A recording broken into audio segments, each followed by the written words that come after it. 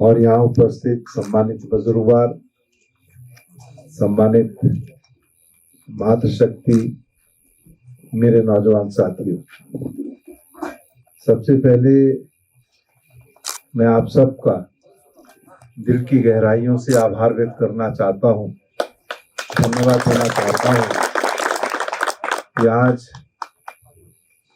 आपके बीच में आने का सौभाग्य मिला और बहुत देरी से आपके बीच में पहुंचा। उसके बावजूद भी जिस गर्मजोशी से आप लोगों ने अपना प्यार स्नेह आशीर्वाद मुझे दिया, मैं दिल की गहराइयों से आपका आभार व्यक्त करता हूं। आपको बहुत बहुत धन्यवाद देता हूं। पूर्व वक्ताओं ने बड़े विस्तार से हर बात कही और कुछ बातें मैं भी आपसे कहना चाहूंगा।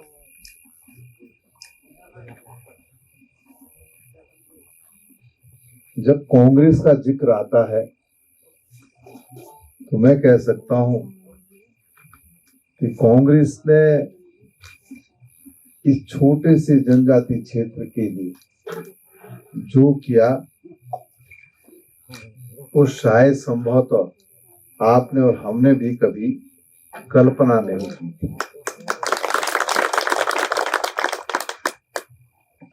कांग्रेस नेतृत्व को सदैव हमारा ध्यान रहा है और सरदार सिंह जी कह रहे थे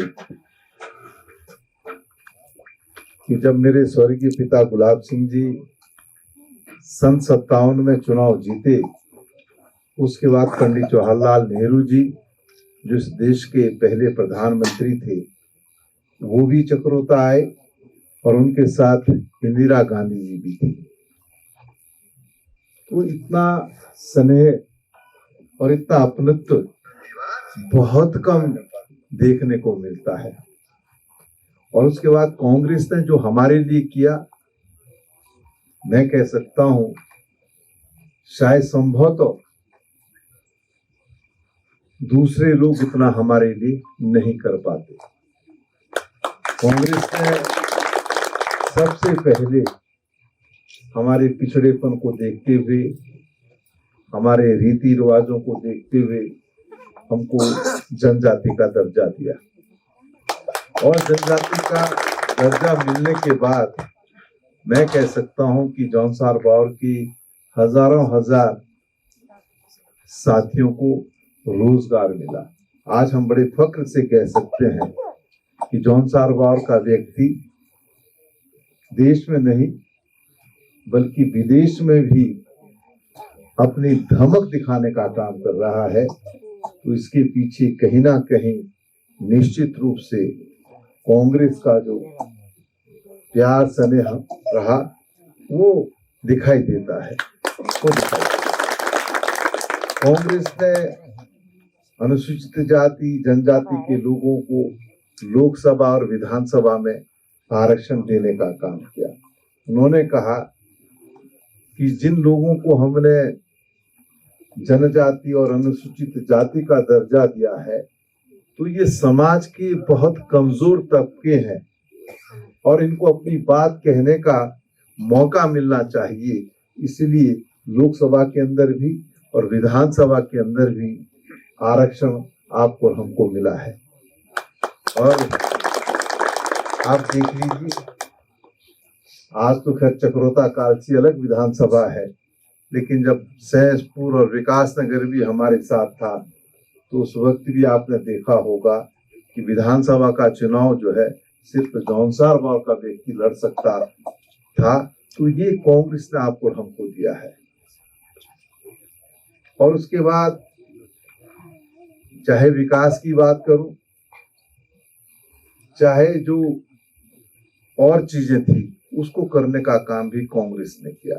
कांग्रेस सदैव गरीब आदमी की ओर देखने का काम करती है और गरीब को मद्देनजर रखते हुए वो विकास की बात करती है और उनको आगे बढ़ाने के लिए कार्य करती है। इसी जौनसार बार में देख लीजिए बंधुआ मजदूरी को समाप्त करने की बात हुई। जिनके पास भूमि नहीं थी उनको जो है पट्टे के माध्यम से जमीन दिलाई गई। जिनके पास आवास नहीं थे उनको आवास दिलाने की बात हुई। और मैं कह सकता हूं कि गरीब व्यक्ति जिसके सामने 2 वक्त के भोजन की एक बहुत बड़ी चुनौती थी, तो पूरे देश के अंदर जो है सस्ते गल्ले की दुकान खोलने का काम किया और उस सस्ते गल्ले की दुकान के माध्यम से सस्ता खाद्यान्न और तमाम चीजें जो थी वो सस्ती हमको उपलब्ध कराने का काम किया। तो मैंने कहा कि कांग्रेस गरीब की ओर देखती है, गरीब को मद्देनजर रखते हुए वो काम करती है। ये कांग्रेस का मैं अगर गिनाऊंगा तो बहुत लंबी चौड़ी बात हो जाएगी, लेकिन हमेशा ये प्रयास रहा है। और उसके बाद आप देख लीजिए, राजीव जी आए। राजीव जी ने पंचायतों में अनुसूचित जाति, जनजाति, महिलाओं को, पिछड़ी जाति के लोगों को आरक्षण देने का काम किया है। आप सब लोग गवाह हैं, साक्षी हैं इस बात के। जब तक आरक्षण नहीं था तब तक जो है महिलाएं प्रतिनिधित्व नहीं कर पाती थी। और खास तौर से हमारे क्षेत्र में हम तो ये बोलते थे कि अरे बेटी मानुष है, ये तो घर में रहेगी, प्रधान तो हम बने, बीडीसी मेंबर भी हम बने। लेकिन नहीं, कांग्रेस ने कहा कि महिलाओं को भी नेतृत्व करने का मौका मिलना चाहिए। और आज मैं कह सकता हूं कि आज हमारी महिलाएं प्रधान के रूप में काम कर रही हैं, क्षेत्र पंचायत सदस्य के रूप में काम कर रही हैं, और इसके साथ साथ जो है जिला पंचायत सदस्य, ब्लॉक प्रमुख, जिला पंचायत अध्यक्ष के रूप में काम कर रही हैं। तो महिलाओं को ये अधिकार किसने दिया?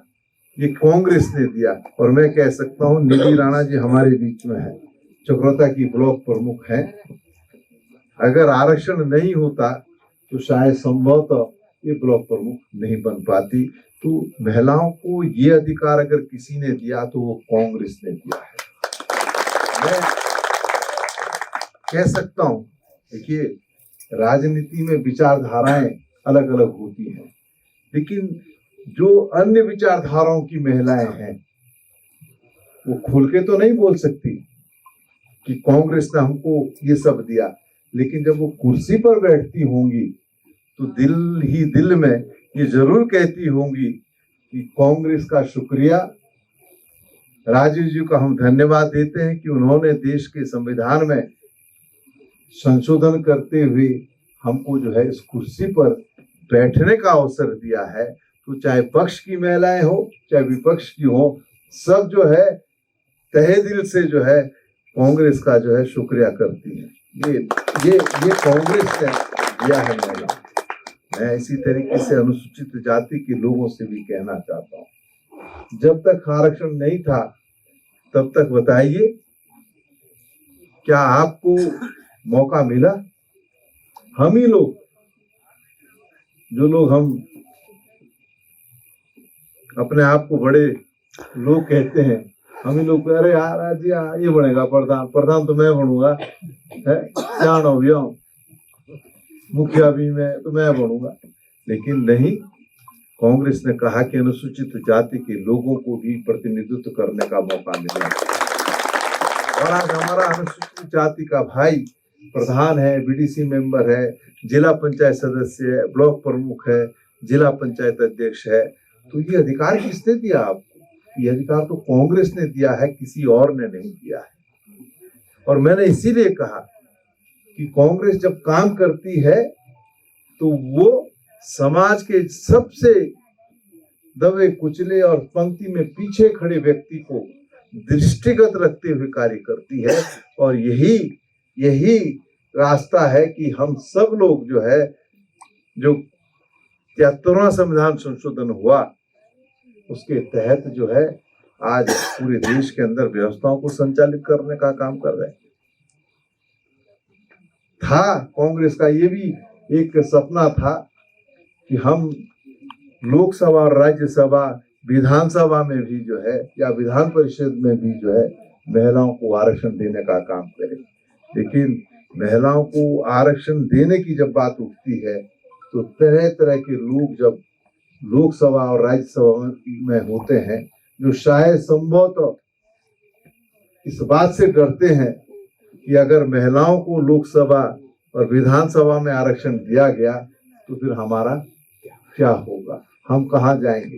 हाँ, प्रीतम सिंह को भी डर हो सकता है। उन्होंने कहा यार अगर कहीं आरक्षण दे दिया और ये जनजाति की सीट है नंबर 1 पे आएगी तो उन्होंने कहा जॉन सर्व और रिजर्व महिला के लिए, तो मैं कहाँ जाऊंगा, तो मैं भी विरोध करूंगा। उन्होंने कहा ना, होना नहीं चाहिए। लेकिन कांग्रेस चाहती थी, उतना बहुमत नहीं मिल पाया जिसके आधार पर जो है महिलाओं को लोकसभा और विधानसभा में वो आरक्षण दे पाती। तो ये हालत है, ये स्थिति है। कांग्रेस, मैंने कहा कि सबको एक नजर से देखने का काम करती है। और मैं कहना भी चाहता हूं कि जो बादल गरजते हैं वो बरसते नहीं है। और इसका एक छोटा सा उदाहरण देना चाहता हूं।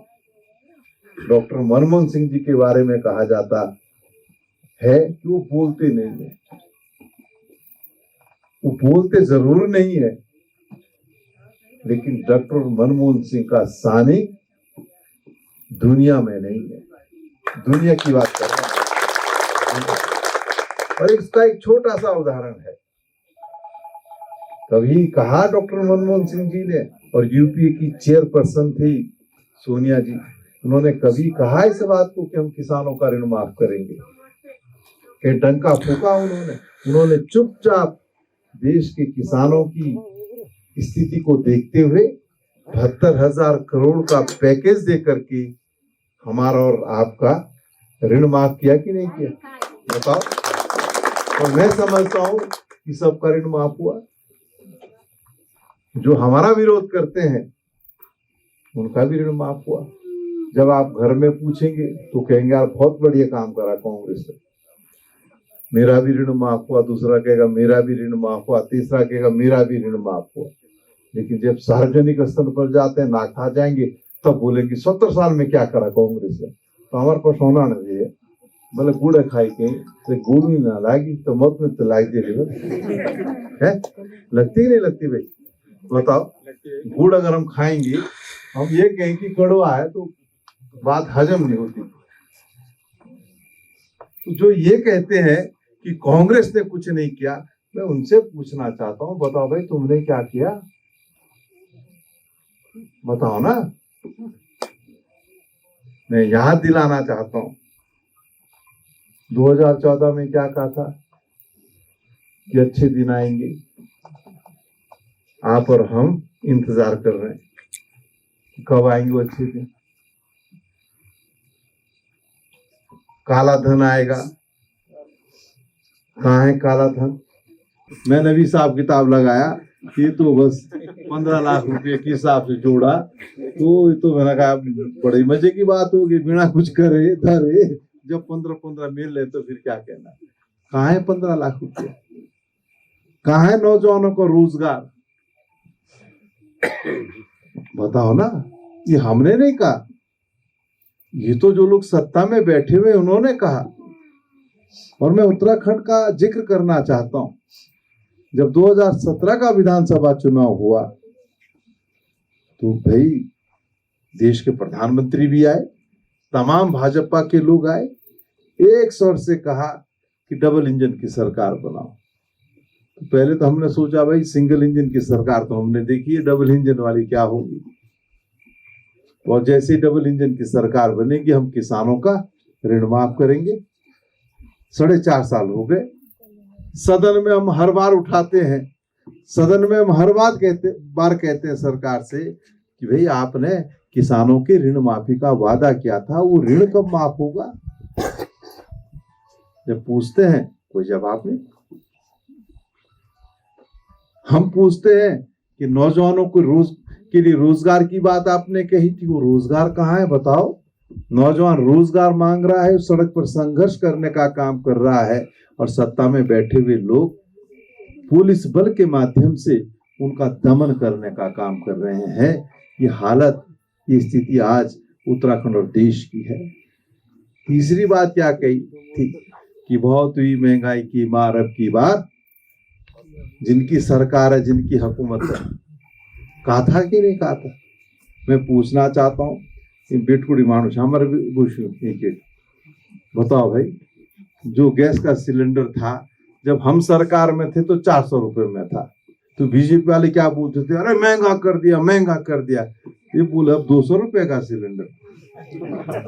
बोलो ना, गैस है आप लोगों को क्या है गैस सबके यहाँ अब क्या बात है, आप लोग बोलेंगे शर्मा क्यों रहे? सभी के है। सबके यहाँ ना गैस, तो 200 रुपए में मिल रहा सिलेंडर, आज 1000 रुपए में सिलेंडर मिल रहा है। जब हम सरकार में थे तब कहते साहब पेट्रोल डीजल के दाम बढ़ रहे हैं।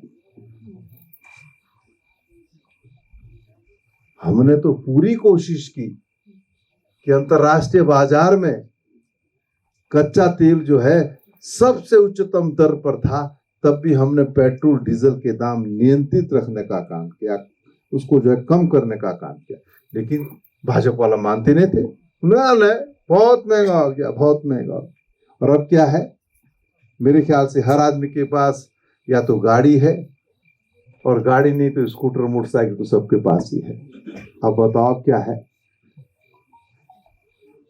जब हम शादी विवाह में जाते हैं ना तो 11 रुपए, 21 रुपए, 51 रुपए, 101 रुपए, 501 रुपए, जैसे जिसकी क्षमता होती है, जैसे जिसकी हैसियत होती है, तो वो न्योता देता कि नहीं देता है। आज क्या करे, दाढ़ी वाले बाबा का पोस्टर लगा हुआ है, और जब पेट्रोल पंप पर जाते हैं तो उसकी उनकी मुंह दिखाई देनी पड़ती है। 101 तब मिलता है 1 लीटर, जब 101 रुपया दे देते हैं तब मिलता है 1 लीटर पेट्रोल। ये वादा किया था महंगाई कम करने का। डीजल 95 से ऊपर है, और हम कहते हैं कि साहब ये यूटिलिटी वाले जो है ये किराया भी बढ़ा रहे, भाड़ा भी बढ़ा रहे, तो ये क्या करें, तो बढ़ाना पड़ेगा। जब दाढ़ी वाला बाबा नहीं मान रहा तो बढ़ाना पड़ेगा। ये हालत, ये स्थिति महंगाई की कर दी। और तो छोड़ दूर की बात, कड़वा तेल इतना जो हम आप करते चुल्लू को निकाल करके और उसको निकाल कर तब हम जो है या सरसों वगैरह वो बाकी करते थे। अब ये कम हो गया, बाजार में खरीदने जाओ तो 200 रुपए जो है क्या नाम लीटर है या किलो है। ये हालत है। गरीब आदमी ना तो बाजार से कोई चीज खरीद सकता है। मैं एक चीज पूछता हूँ आपसे, जब कांग्रेस की सरकार थी तो चीनी कितने रुपए किलो मिलती थी आपको? 13 रुपए 60 पैसे किलो मिलती थी कि नहीं मिलती थी? पूछो इन भाजपा के लोगों से कि क्यों जो है आज चीनी 40 रुपए किलो मिल रही है। मिट्टी का तेल तो खैर सोने के लिए नहीं मिलता, उसकी तो बात ही करनी बेकार है। आज गरीब आदमी का जीना दुर्लभ हो गया है। एक और वो महंगाई के पाटों में पीस रहा है, और दूसरी ओर जो है कोरोना ने उसकी कमर तोड़ दी है। हालत बद से बदतर है। हमारे खातों में 15 लाख तो आए नहीं, हमको अकाउंट खुलवा दी धकाधक, सब ने लाइन लग गई। उनके क्या करने जा रहे हैं? अजी बैंक में अकाउंट खोलने जा रहे हैं कि क्यों कि वो 15 लाख आएंगे। सबने खोल दिए अकाउंट। अब जो देश का प्रधानमंत्री भी बड़े रौब से जो है कहते थे हमारे राष्ट्र में जो है इतने करोड़ जो है अकाउंट खुल गए। क्या हुआ उस अकाउंट का? जो थोड़ा बहुत पैसा जमा था वो भी खत्म, वो भी खत्म। ये हालत ये स्थिति कर दी है, ये स्थिति कर दी। और फिर कहते हैं कि 70 साल में कांग्रेस ने क्या किया। अरे कुछ तो शर्म करो। आज आप इतने इतरा रहे हो, वो कांग्रेस की ही पूंजी है, जिस पूंजी को कांग्रेस ने इकट्ठा किया था, और आज आप उसको बेच रहे हो। ये हालत की स्थिति है। मैं अगर पूरे राष्ट्रीय अंतर्राष्ट्रीय मुद्दों पर बात करूंगा तो फिर तो बहुत बोलो ना वहां जी से जाऊं गल बोलने। ये हालत की स्थिति है। अब पूछो इनसे, अब तो चुनाव आ रहा है, अब फिर नए जुमले होंगे। और मैं एक बात मैं भी कह रहा हूं आप लोगों से, खुले मन से कह रहा हूं, बीजेपी वाले अगर वोट मांगने आए तो उनसे एक बात कहना, भाई हमारे 15 लाख दे दो। और मैं भी बोल रहा हूं आपको, जैसे आपको 15 लाख मिलेंगे ना, सारे वोट उनको दे देना, मुझे मत देना, मुझे मत देना, मुझे एक भी वोट मत देना। 15 लाख रुपए जैसे आपके खाते में आए, जो उधार आपका है उसको कहो कि चुकता करो, तब वोट की बात करो, दे देना वोट उनको। मैं तो बड़ा खुश होऊंगा, चलो यार मैं हार गया प्रीतम सिंह, कोई बात नहीं, कम से कम जौनसार बावर के लोगों को 15-15 लाख तो मिले। लेकिन ये माई के लाल हैं, ये फिर चुनाव में कोई दूसरा झूठ बोलेंगे, ये बोल देंगे। उन्होंने कहा यार छोड़ो अब बात, ये 15 पिछले और 15 अगले इकट्ठे ले लेना, 30 ले लेना, और छोड़ो बात बेकार, अब कहाँ चक्कर में पड़ रहे हो। 15 पिछले भी देंगे, 15 अगले भी, और वोट दे दो, बाकी छुट्टी, वोट दे दो उसके बाद छुट्टी। क्यों भाई, क्यों छुट्टी? क्यों वादा करते हो और वादा करके उसके निभाते क्यों नहीं हो? ये आज उत्तराखंड और देश के लोग पूछ रहे हैं। मैं तो आभारी हूं आपका कि आपने विकट परिस्थितियों में भी कांग्रेस में विश्वास व्यक्त किया, मुझे जिताने का काम किया। और जब लोग ये कहते हैं कि साहब प्रीतम सिंह ने ये मुकाम हासिल कर लिया, अरे वो मुकाम मैंने हासिल नहीं किया, वो मुकाम तो आपने हासिल किया है, आपने हासिल किया। अगर आप मुझे जिताते नहीं तो प्रीतम सिंह मंत्री कहां से बन जाता भाई, बताओ। 2017 में 11 जीते, मैं तो आपको सैल्यूट करता हूं, नमन करता हूं। आपने तब भी कांग्रेस के दामन को नहीं छोड़ा, तब भी आपने कांग्रेस को जिताने का काम किया। और मैं आभारी हूं आपका, आपने मुझे जिताया, मेरे राष्ट्रीय नेतृत्व ने मुझे उत्तराखंड प्रदेश कांग्रेस कमेटी के अध्यक्ष की बागडोर सौंपी। और आपके आशीर्वाद से, प्यार, स्नेह से, सहयोग से इन 4-4.5 वर्षों में हमने कांग्रेस को खड़ा करने का काम किया। और आज हम कह सकते हैं कि आज कांग्रेस हर विधानसभा सीट में भारतीय जनता पार्टी को कड़ी चुनौती देने की स्थिति में। मैं नेता प्रतिपक्ष बना, आप नहीं जिताते तो मैं नेता प्रतिपक्ष कहां से बनता? ये सब जो मेरे पास है वो मेरा नहीं, वो चक्रोता के लोगों की धरोहर है। वो चक्रोता के लोगों का जो है मेरे ऊपर जो प्यार स्नेह है, ये उसी का ही अंजाम है कि मैं आज यहाँ खड़ा हूं। और जब मुझे मौका मिला, हमने कोशिश की, कांग्रेस ने कोशिश की कि पूरी ताकत के साथ आपके इस क्षेत्र का विकास करने का काम करें। मैं आपसे झूठे वादे नहीं कर सकता, मैं आपसे गलत बात नहीं कर सकता हूं। इसलिए नहीं कर सकता हूं कि मैं इसी जौनसार बावर का रहने वाला हूं। मैं विधायक रहूं या ना रहूं, लेकिन मुझे आना तो आपके बीच में है। मेरा नाता भी है आपसे, मेरा रिश्ता भी है आपसे। और मैं अगर गलत बात कहूंगा तो मैं समझता हूं ये कदापि मैं आपके साथ और अपने साथ न्याय करने का काम नहीं करूंगा।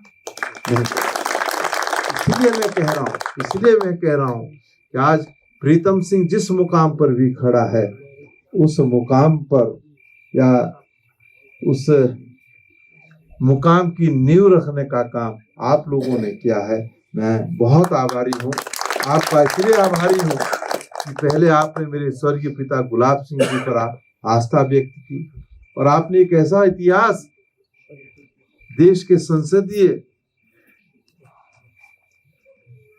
प्रणाली में रचने का काम किया कि आपने मेरे स्वर्गीय पिता गुलाब सिंह जी को यहाँ से निर्विरोध विधायक भी बनाने का काम।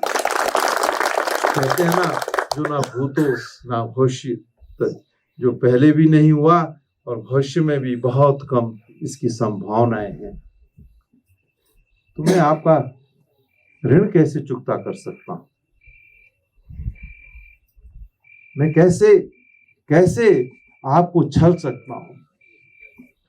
और मैं कह रहा हूं आपसे, 2022 में कांग्रेस आ रही है और भाजपा जा रही है। और जब हम 2022 में आएंगे, निश्चित रूप से आपसे वादा करता हूं, आपको भरोसा दिलाता हूं। लोग तो कहते हैं कि साहब एक कुर्सी रह गई। अरे कुर्सी मिले या ना मिले, लेकिन अगर सरकार बनी तो हम निश्चित रूप से इस जौनसार वार्ड को विकास के रास्ते में आगे ले जाने का काम करेंगे। ये विश्वास, ये भरोसा मैं आपको दिलाना चाहता हूं। अभी मैं आपके बीच में आया, देरी से आया, उसके लिए फिर से क्षमा चाहता हूं। और मुझे आपने एक मांग पत्र दिया है, अगर पहले देते तो शायद संभवतः मैं अब तक ये काम कर भी चुका होता, लेकिन कोई बात नहीं, कोई बात नहीं, आपने दिया है तो मैं आपसे कहता हूं कि मैं इसके लिए अपनी विधायक निधि से धन उपलब्ध कराने का काम, मैं पुनः आप सबका आभार व्यक्त करता हूं। ये मुकेश जाने भूख लग रही लोग फिर थोड़ा जरा ठंडा भी लगभग थोड़ा हो ही रहा है।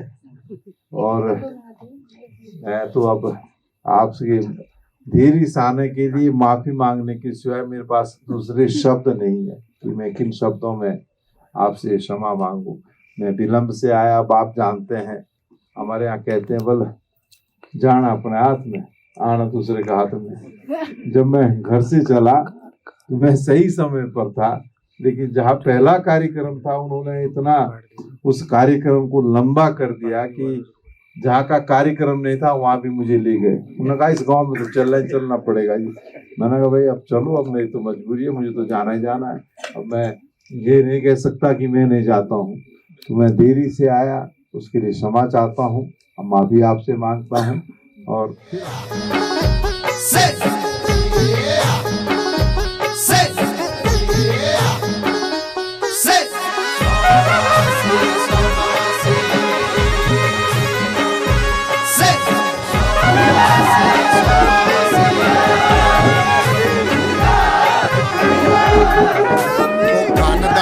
परिवारों कांग्रेस राजनीति का फिर तो